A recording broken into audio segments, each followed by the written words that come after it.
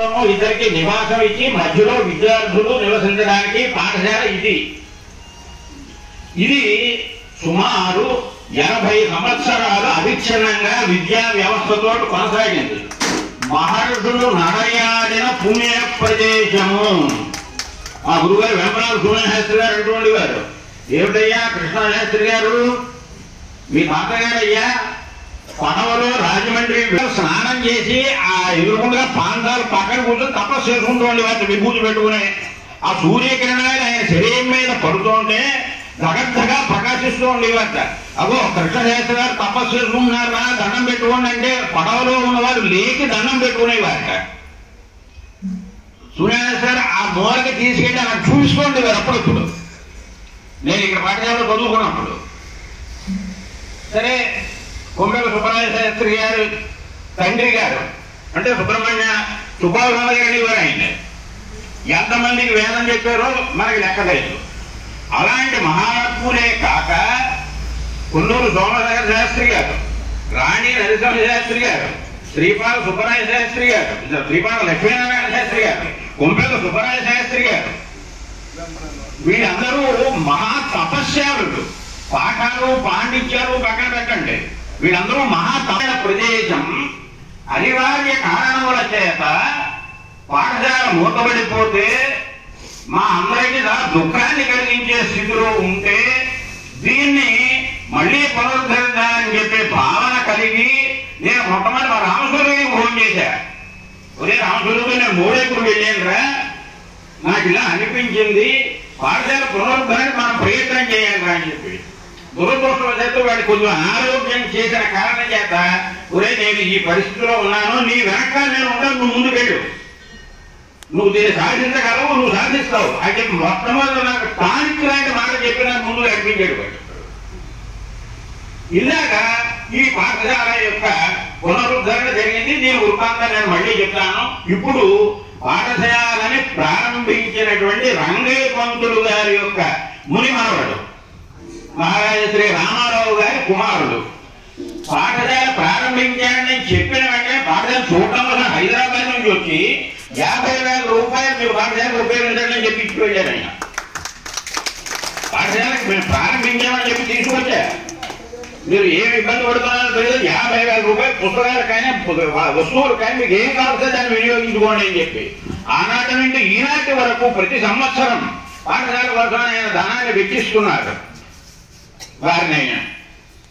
వారి సంస్కృత వేద భాష అభిమానం ఎలాంటిది అంటే హైదరాబాద్ లాంటి మహానగరంలో గోశాల కట్టి వేద విద్యార్థుల కోసం వేద పాఠశాల ఏర్పాటు చేశారు. వారి ఆ పాఠశాల గురించి దాని గురించి వారి తాతగారి గురించి 2 మాటలు మనకి చెప్తారని చెప్పి కోరుతూ అయ్యా వెంకటేశ్వరరావు గారు.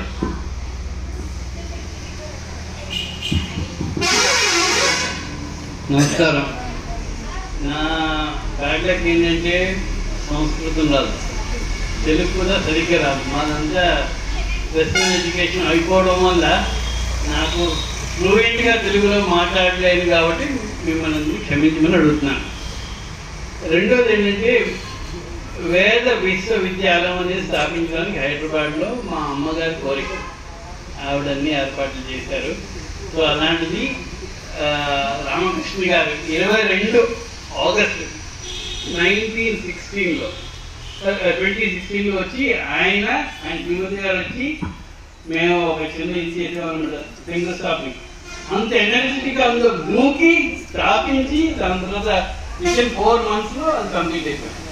ఇప్పుడు 10,000 స్క్వేర్ ఫీట్ వేద విశ్వవిద్యాలయానికి బిల్డింగ్ తయారు చేసాం. ఇందులో కరోనా వచ్చింది.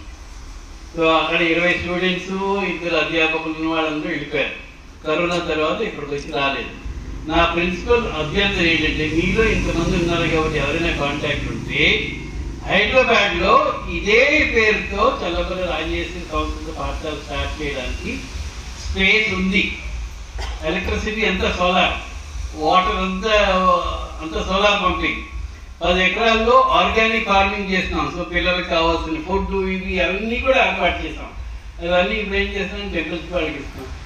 నేను ఎందుకు వచ్చానంటే ఇంతమంది వస్తున్నారు కాబట్టి మీ అందరి ఏదో పరిచయాలు. హైదరాబాద్లో ఎవరైనా వేద పాఠశాల 2 అధ్యాపకులతో 20-30 మంది స్టూడెంట్స్ ఎవరైనా రెడీగా ఉంటే ఇనీషియల్గా మేము అన్ని ఏర్పాట్లు చేసిస్తాం. ఫస్ట్ 2 years ఫైనాన్షియల్గా కూడా మేము సపోర్ట్ చేస్తాం. ఇంతలో ఏంటంటే ఇంటర్నెట్ ఇవన్నీ చేసి ఎవరికి సబ్స్క్రైబ్ చేద్దాం. సో అది కాక ఇక్కడ బిల్డింగ్ కడతానని అన్నారు రామకృష్ణ గారు. సో మా ఫ్రెండ్స్ అందరూ యుఎస్ఏలో ఇక్కడ అక్కడ ఉన్నారు. వాళ్ళందరికీ సనాతన ధర్మం అంటే దానికి ఈ రామ మందిరం ఈ లాస్ట్ ప్రాణ ప్రతిష్ఠ అనేది ఒక వేవ్ లాగా తయారు వచ్చేసింది all over the world. So ఇప్పుడు ఏదైనా ఇలాంటి కార్యం ఇలాంటి ప్రోగ్రామ్ చేస్తామంటే ఇదివరకులా వెనకాడు కరెక్ట్ మనిషి చేసే కేపబిలిటీ ఉన్న 2 మాటలు చెప్పి మిమ్మల్ని అందరినీ కలిసి చాలా సంతోషంగా ఉన్నాయి. ఓం తత్సత్. ఓం నమః శివాయ. ధన్యవాదాలు వెంకటేశ్వరరావు గారు. మీ ఉనికి, మీ తాతగారి ఉనికిని మాకు ఒకసారి స్ఫురణలోకి తీసుకొస్తోంది. ఆ పవిత్రమైన ఆశయాన్ని కొనసాగిస్తూ హైదరాబాద్ నగరంలో వేదోద్ధరణకి ఇవాళ కూడా నేను ఉన్నాను, మీరు రండి వినియోగించుకోండి అని చెప్పి వారు మనకి ఇక్కడ వార్తని ఇచ్చారు. దీన్ని వినియోగించుకునే వాళ్ళు ఎవరికైనా ఉంటే మీరు కూడా ఈ వార్తని తెలియజేసి వారి ఫోన్ నెంబర్ ఇస్తే వారితో మాట్లాడుకోవచ్చు. ఇప్పుడు పాఠశాల యొక్క అతి పూర్వ విద్యార్థుల్లో మొదటి శ్రేణిలో వారు మహావేద పండితులు, నైష్ఠికులు జోగి సోమయాజి వారిని, వారి అనుభవాన్ని, వారి ఆశీస్సుల్ని మా అందరికీ పంచిపెట్టవలసింది. మీరు ఎంతసేపు